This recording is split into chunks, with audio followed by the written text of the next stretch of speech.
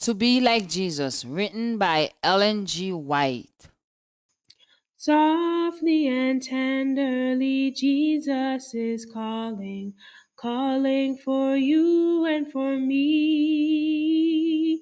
See on the portals, he's waiting and watching, watching for you and for me. Come home, come home. Ye who are weary, come home. Earnestly, tenderly, Jesus is calling, calling, oh sinner, come home. Enjoying Good Health, October 19th.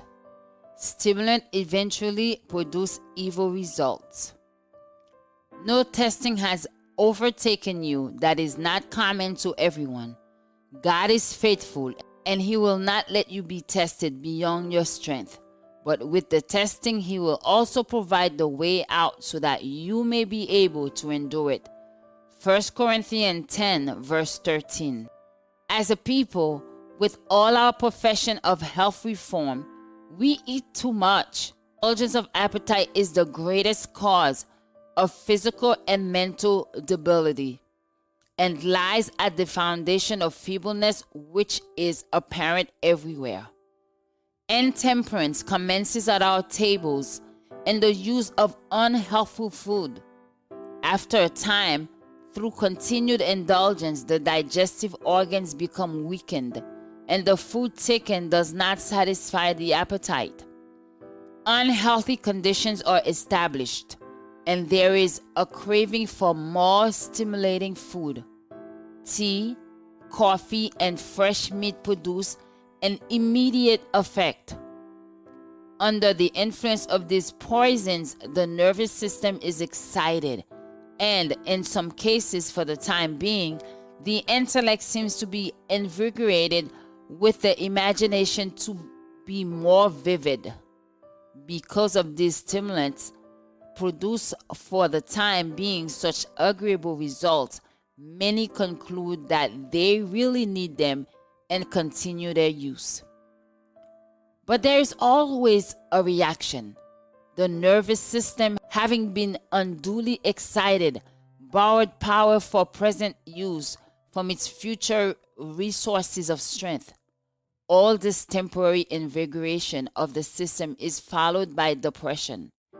In proportion with these stimulants temporarily invigorate the system, will be the letting down of the power of the excited organs after the stimulus has lost its force.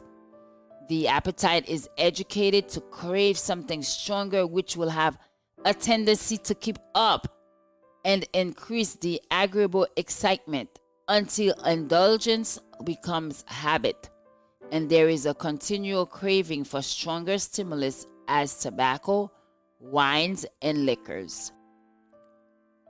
The great end for which Christ endured that long fast in the wilderness was to teach us the necessity of self-denial and temperance. This work should commence at our tables and should be strictly carried out in all the concerns of life. The Redeemer of the world came from heaven to help us in our weakness, that in the power which Jesus came to bring us, we might become strong to overcome appetite and passion, and might be victor on every point. Softly and tenderly, Jesus is calling, calling for you and for me. See on the portals, he's waiting and watching, watching for you and for me. Come home, come home. Ye who are weary, come home. Earnestly, tenderly, Jesus is calling, calling, oh sinner, come home.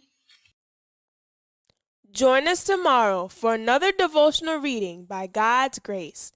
Beloved, I wish above all things that thou mayest prosper and be in good health, even as the soul prospereth.